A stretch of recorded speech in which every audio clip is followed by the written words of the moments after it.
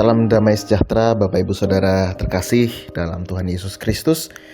Kiranya kasih karunia Tuhan dan damai sejahtera dari Tuhan senantiasa menyertai dalam hati, dalam kehidupan Bapak Ibu Saudara sekalian. Amin. Mari kita bersama-sama bersatu dalam doa, meneduhkan hati kita, mempersiapkan hati kita dalam menerima taburan firman Tuhan. Kita berdoa. Ya Tuhan, kami bersyukur kepadamu oleh karena Tuhan memberikan kami kekuatan, kesehatan, pekerjaan, dan segala sesuatu yang Tuhan percayakan kepada kami. Kiranya ya Tuhan, kami dapat mengerjakan segala sesuatunya dengan sebaik-baiknya, dan melalui semuanya itu nama Tuhan semakin dipuji, dipermuliakan. Saat ini ya Tuhan, kami menyiapkan hati kami untuk mendengar taburan firman-Mu. Mari Tuhan Kau memberkati, menuntun kami sehingga firman-Mu yang sebentar akan kami renungkan dapat menjadi penuntun, pedoman dalam kami menjalani hidup sehari-hari. Terima kasih ya Tuhan, di dalam nama Tuhan Yesus Kristus kami berdoa. Amin. Ibu bapak saudari-saudara yang dikasihi Tuhan, bacaan kita diambil dari kitab Yosua 18 ayatnya yang ketiga. Yosua 18 ayat yang ketiga yang demikian bunyinya. Sebab itu berkatalah Yosua kepada orang Israel, berapa lama lagi kamu bermalas-malas sehingga tidak pergi menduduki negeri yang telah diberikan kepadamu oleh Tuhan Allah nenek moyangmu? Demikianlah firman Tuhan. Yang berbahagia adalah setiap orang yang mendengarkan firman Tuhan dan yang melakukannya dalam hidup sehari-hari. Haleluya. Judul perenungan kita adalah jangan bermalas-malasan. Kemalasan bisa melanda siapapun, termasuk melanda bangsa pilihan Tuhan, bangsa Israel. Ketika itu bangsa Israel sudah mengundi penempatan tanah pusaka, siapa dapat bagian mana, yang diceritakan dalam pasal 14 ayat 1-5. Tapi rupanya ada sebagian suku yang bermalas-malasan untuk menduduki tanah perjanjian tersebut.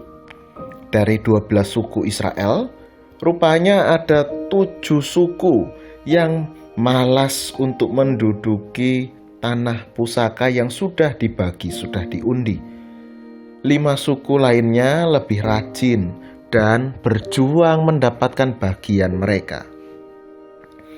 Ya, siapapun bisa dilanda rasa malas, bahkan bangsa pilihan Tuhan sekalipun.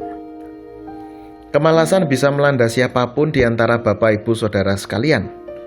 Bisa melanda para mahasiswa, bisa melanda para siswa, melanda para pekerja dan karyawan, bisa juga melanda para pemimpin, dan melanda para pengusaha bisnis.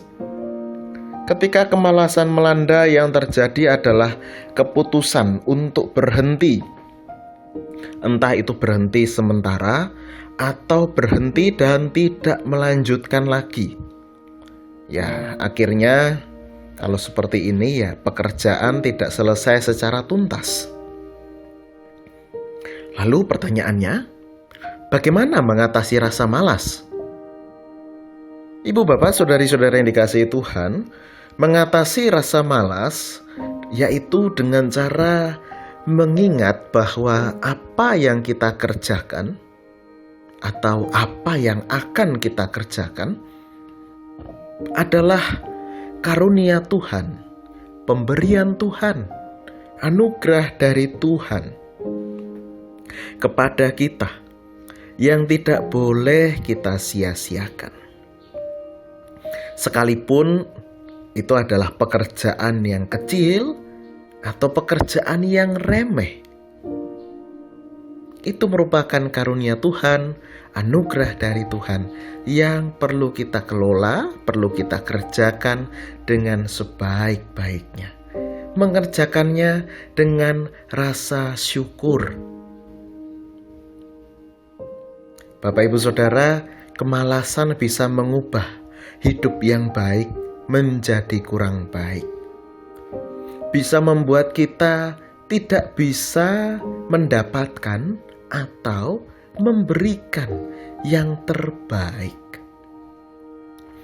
Oleh karena itu, ketika kemalasan melanda, mari mengingat segala karunia Tuhan yang telah Tuhan berikan kepada kita, termasuk pekerjaan yang akan atau sedang kita kerjakan.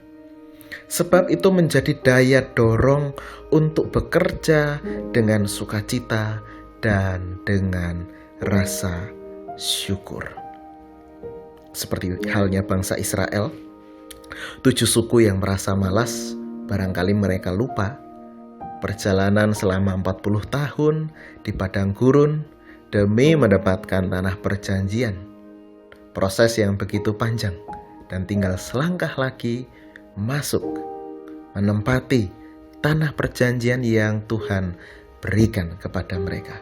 Oleh karena itu, jangan sampai kemalasan kemudian mengubah segala sesuatunya. Tetapi mari kita patahkan kemalasan dengan rasa syukur dan sukacita, mengerjakan segala sesuatunya dengan sebaik-baiknya. Jangan memelihara rasa malas, tetapi peliharalah sikap rajin dalam kehidupan sehari-hari. Tuhan Yesus memberkati. Amin. Mari kita bersatu dalam doa. Ya Tuhan, mendengar dan merenungkan firman-Mu pada saat ini mengingatkan kami bahwa ya Tuhan, kami seringkali dilanda rasa malas mengerjakan apa yang ada di hadapan kami. Barangkali kami merasa pekerjaan itu remeh, kecil, tidak berarti, atau barangkali tidak dipandang oleh orang lain. Atau bahkan kami menganggapnya mudah saja. Ya Tuhan, ampunilah kami. Tolong kami Tuhan untuk bisa mengelola kemalasan dalam diri kami, bahkan bisa mengurangi kemalasan dalam diri kami, diganti dengan rasa syukur, rasa giat melakukan segala sesuatu, rasa sukacita dalam mengerjakan sesuatu. Tuntunlah kami dengan Roh Kudus-Mu ya Tuhan, sehingga kemalasan tersebut bisa berangsur-angsur hilang dalam kehidupan kami. Ya Tuhan, kami berdoa untuk segala aktivitas yang akan kami kerjakan hari ini. Tolonglah supaya kami mengerjakannya bukan dengan kemalasan, tetapi dengan rasa syukur, sukacita, semangat, dengan rajin.